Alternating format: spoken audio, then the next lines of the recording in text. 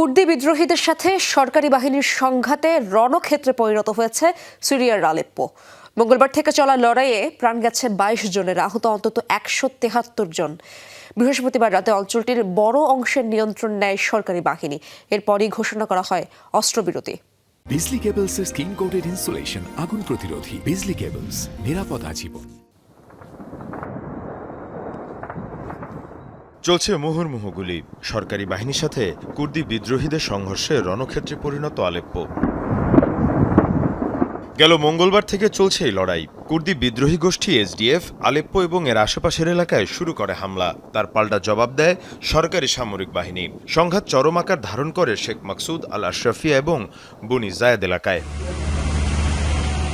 সংঘাতে এখন পর্যন্ত ২২ জনের মৃত্যুর খবর জানানো হয়েছে।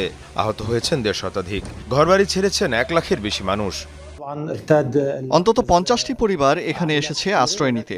এত মানুষ যে সবাইকে আশ্রয় দেওয়া সম্ভব হচ্ছে না। আহমেদ আল শারা ক্ষমতা আসার পর আলেপ্পোতে এটি সবচেয়ে বড় সংঘাতের ঘটনা। ১ বছর আগে সিরিয়ার ক্ষমতায় আসে আহমেদ আল শারা। এরপর থেকেই কুর্দিদের সাথে উত্তেজনা শুরু হয় সরকারের। নতুন প্রশাসনে একীভূত করার কথা ছিল এসডিএফকে। বৃহস্পতিবার রাতে আলেপ্পোয় প্রবেশ করে সরকারি বাহিনী। পিছু হটতে বাধ্য হয় এসডিএফ।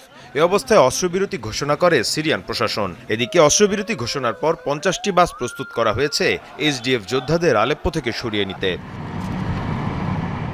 ২০১৯ সাল থেকে সিরিয়ার তেল সমৃদ্ধ উত্তর পূর্ব অঞ্চলের নিয়ন্ত্রণে কুর্দি বিদ্রোহী এসডিএফ। জঙ্গি গোষ্ঠী আইএসের কাছ থেকে এসব এলাকা পুনরুদ্ধারে গুরুত্বপূর্ণ ভূমিকা ছিল সশস্ত্র গোষ্ঠীটির।